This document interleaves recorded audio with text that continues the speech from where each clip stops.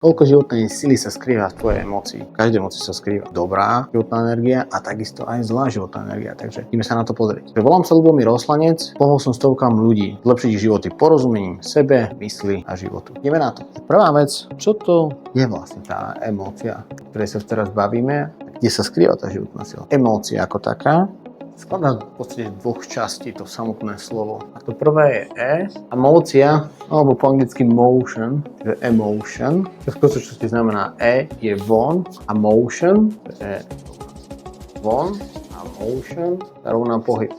V skutočnosti emócia je to nejaká energia, ktorá vychádza smerom von a dáva to nejakú energiu niekam. Dobre? Takže emócia je pohyb smerom von. Zaujímavé na tom, co je, že každá emócia, a v živote ich máme veľa tých emócií, naplňa ten náš nejakým spôsobom potenciál a dalo by sa to znázorniť v nejakej škále.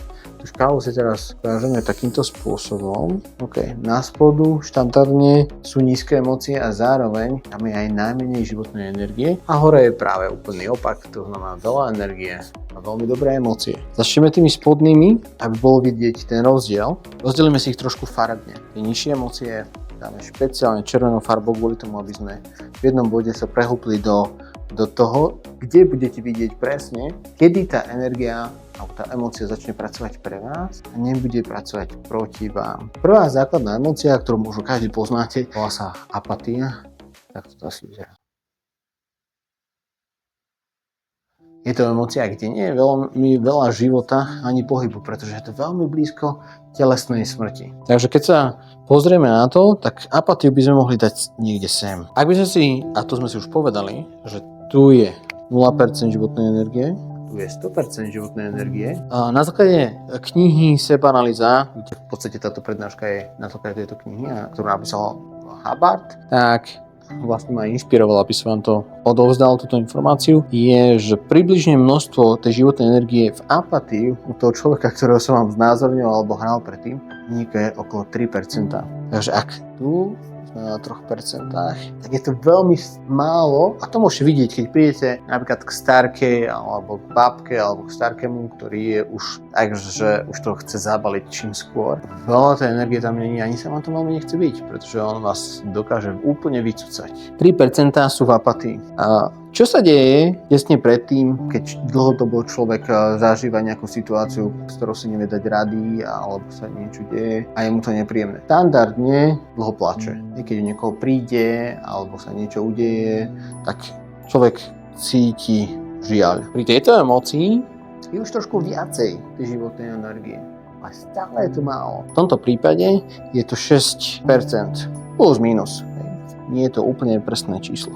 Čiže z apatii sme sa posunuli na žiaľ a nad žiaľom máme ďalšiu emóciu a ich oveľa viacej, ale povieme si len také základné, ktoré určite poznáte alebo že ste ich započuli alebo vnímali. A nad tým je strach. Keď sa blíži nejaká situácia alebo vnímate, že niečo by mohlo prísť, nemáte to pod kontrolou, že vás to mohlo zraniť alebo to je nebezpečné, tak človek zažíva strach. Je to emócia, ktorá nás štandardne paralizuje. Človek má taký ten potenciál pre život a preto by sa mu darilo len niekde okolo 10%. Teraz si vieš predstaviť, že máš nejakého zamestnanca, máš kolegu, si v práci a máš kolegu, ktorý je celú dobu v strachu. Nebodaj si zamestnávateľ a máš v týme človeka, ktorý je v strachu. Koľko životnej energie on bude dávať do toho, aby dosiahol ten produkt a ten cieľ, ktorý ty chceš, ktorý ste si stanovili. Asi veľa nie, keďže sa bude báť o čokoľvek, čo sa bude diať v jeho živote, všetko bude mať strach. 10% je veľmi málo na to, aby bol potenciálne dobrý človek v zmysle, aby podával dobré výkony, či už v práci ako zamestnanec alebo v rámci podnikania ako podnikateľ samotný. Nad tým máme inú emóciu. To je, keď vás ten zamestnanec už poriadne nahnevá, cítite hnev. Čo myslíte? Je to dobrá emócia? Určite lepšie než strach, jednoznačne, ale tej životnej energie tam ešte stále málo. Pri hneve je to okolo 15%. Zo 100 sme ešte strašne ďaleko k tomu, aby sme naplňali ten potenciál, ktorý potrebujeme. Takže máme nastratého šéfa. Ako to vyzerá v robote? Vyzerá to teda všetko lieta, hádžu sa stoličky, taniere, papiere, pera. A v tomto hneve človek v podstate má tendenciu viacej ničiť, než robiť niečo dobré. A ideme vyššie. To je nepriateľstvo, alebo nepriateľ. Myslíte, koľko percent je tu? je to ešte stále iba okolo 22% svojho potenciálu. Nad nepriateľstvom sa nachádza taká emócia, ktorú možno zažívame, keď teraz boli sviatky, alebo keď sme toho doma a nudíš sa, nemáš čo robiť. Jak to je, ako vyzerá. OK. Nič sa ti nechce. A ja nejdem von. Teraz ešte nie. A prečo zase mám umývať riady? OK, urobím to neskôr. Hej, tam tiež veľa životnej energie nie a života. OK, ale posúvame sa trošku vyššie. Tu je nuda. Ale viete čo? Dávam to už trochu inej farbe, pretože má to nejaký svoj význam. Nuda. Vieme, koľko je v nude životnej energie. Tu sa už dostávame na číslo 32. Ešte stále to nie je dobré číslo, lebo sme sa nepreklopili ani cez 50, ale predsa je to lepšie ako v apatii. OK. Následne nad tým máme slabý záujem.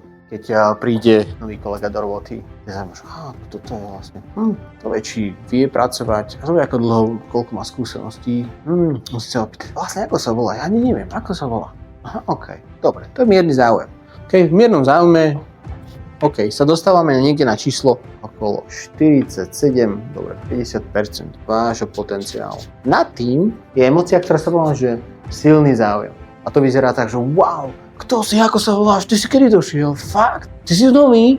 Ja som tu už 2 mesiace, ešte som tu nevidel, a ty tu hovoríš 3 týždne. To je neuveriteľné. A to je silný záujem.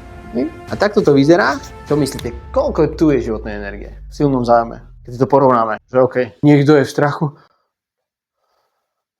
alebo niekto, wow, čau, vítaj, teším sa, že si tu, ja som Jano, ty si Fero? Wow, paráda. OK, povedz mi, čo všetko dokážeš v tomto robiť? No, OK, paráda, super, toto si robil výborne, tam si robil, wow, ty si úžasný. To je silný záujem a to je úplne niečo iné, ako keď ste v strachu, alebo ste v apatii, alebo ste v žiali, alebo dokonca v nepriateľi.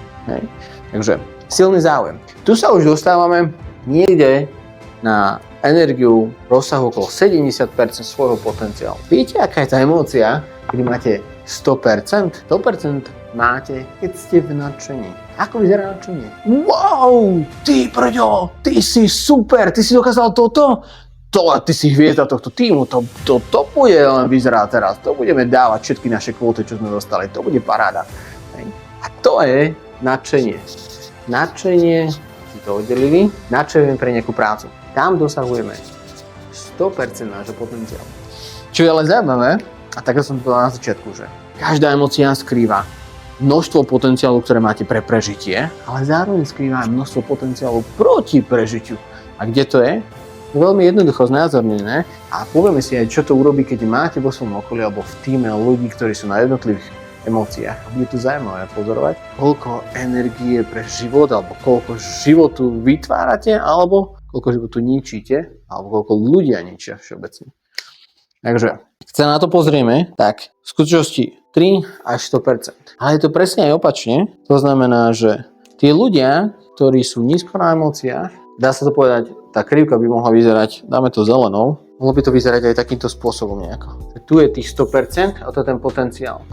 A zároveň opačne, keď by sme si to nakreslili, tak tí, ktorí sú vyslovene nadšení a tvoria 100% za život, za super veci a nápady a teraz tvoria a vymýšľajú, ako by sa to mohlo zlepšiť, kam by sme mohli ísť na výlet, čo na dovolenke ideme robiť a tak ďalej. Tak zase opačne, keď sa na to pozriete, táto časť tej tabulky hovorí o tom, koľko oni tvoria energie proti životu, proti dobrým nápadom a ako veľmi vás budú brzdiť v tom, čo vy chcete. Takže keď si to premietneme opačne, tak ak tento človek je 100% nadšeník pre život, koľko to má proti životu? Tam 0. Čiže taký človek, ktorý je na silnom záujme, 70% super tvorí, ale má tam nejakých 30% toho, kedy, nechce sa mi do roboty, ide na penku. A vymyslí nejakú somarenosť času na čas. Hej, potom je tam slabý záujem. Tu sme na hrane, lebo tu je 53% toho, kedy ten človek v skutočnosti dokáže vytvoriť viacej somarín, ktoré nás brzdia, než tých, ktorí nám dokážu pomôcť. To znamená, slabý záujem je taká hranica toho, kde si na toho človeka musí dávať pozor a ten človek vedomky alebo nevedomky môže sa stať, že bude viacej tvoriť proti, než pomáhať tomu cieľu, ktorý sme si tam dali.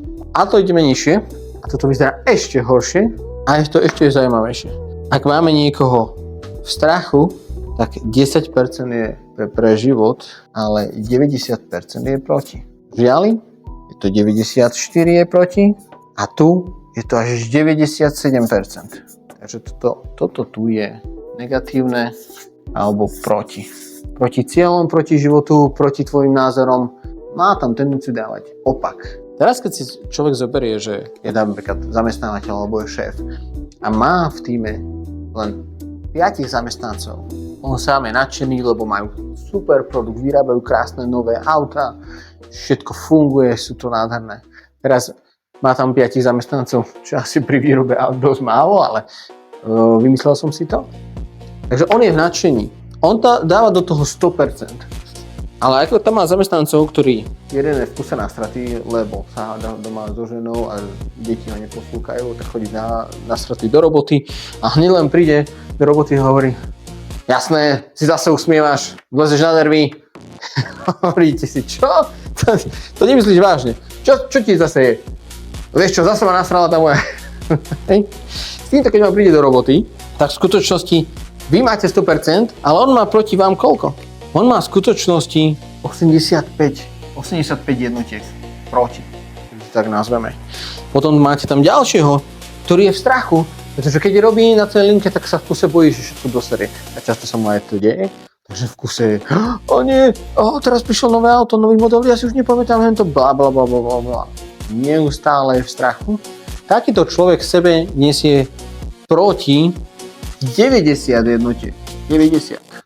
No tu máme ďalšieho človeka, ktorý je na nude. A jeho to pracovali nebaví, chodí tam, lebo zarába nejaké prachy a niekde peniaze musí zarobiť. Tak tam chodí, na tom pás si to odmaká, len aby tam bol a aby potom išiel domov.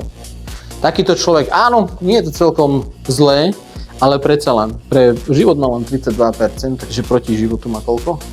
68 jednotiek. To sme len pri 3. A dajme tomu, že jeden tam je veľmi dobrý mákač, je predák a má ich na starosti. OK, 70%, 30 proti. A potom tu máme ešte jeho kamaráta alebo jeho zástupcu, ktorý je v slabom záujme, 47 za život, 53. Keď to celé spočítame, tak máme tu šéfa, ktorý je nabitý 100% životnej energie a teraz má tam stanovené ciele, čo chce dosiahnuť, koľko, aký výkon, čo by mali urobiť, aký by mal byť obrad a tak ďalej. Je úplne nadšený a teraz máka na tom a hovorí, čo by mali všetci ostatní robiť. Ale pozrite sa, proti čomu tu stojí.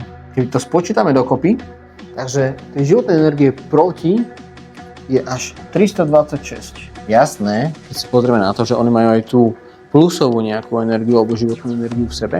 Keď to napočítame, aby sme na to nezabudli, lebo tomu to patrí, tak šéf mal 100%. Potom tu máme jedno na silnom, potom tu máme jedného na miernom, 40, potom sme tu mali jedného na hneve, 15, potom sme tu mali jedného na strachu a posledný bol na nude, je 32. OK. Toto keď spočítame, tak to je. Dokopy to je 274. A keď to porovnáte, že celý ten tím má 274 pre prežitie jednotiek a proti prežitiu má 326. Takže v skutočnosti ten šéf bude mať ťažké časy, ak niektorý z nich dočasne alebo trvalo uplatnenie niekde nižšie do strachu alebo do žialu, bude mať veľké problémy na to, aby to ustal, aby celý ten tím dokázal nadchnúť k tomu, aby robili, aby dosahovali svoje výsledky, aby sa im darilo lepšie a lepšie. Zaujímavé, že každá tá emócia vyjadruje určitý pohyb a vyjadruje to určité množstvo energie životnej, ktorú človek do seba vydá smerom von. A pritom sa môžete pozrieť, že čím väčší tým máte, tým viac je dôležitejšie si vyberať ľudí, ktorí sú vysoko na emóciách, pretože vám prinášajú do vašej organizácie alebo do vašej rodiny, do vášho tímu. Vám prinášajú život alebo vám prinášajú menej života. Dajte si pozor na tých ľudí a je veľmi dobré vedieť a rozpoznať tieto emócie a na to existujú tréningy. Že čím viac budete schopnejší a rozpoznávať ľudí, kde na emócie sa nachádzajú a ako s tým správne pracovať, lebo tým ľuďom viete aj pomôcť, aby sa posunuli smerom hore, tým viac sa vám bude dariť dosahovať svoje výsledky a viac budete šťastnejší v svojom vo svojom živote. Takže verím, že touto prednáškou ste si niečo odniesli a niečo ste sa naučili. Tá základná vec, ktorá tam je, s emóciami sa pracovať dá, dajú sa zlepšiť a sú tu preto, aby v podstate nám pomáhali lepšie zvládať život. Takže poďme sa držať hore na emóciách, čo najvyššie ako sa len dá a pomôžme ostatným, že tým prinesieme do života viacej energie. Sledujte ma, aby ste zachytili ďalšie videá a ďalšie prednášky, ktoré tu budú dozdané.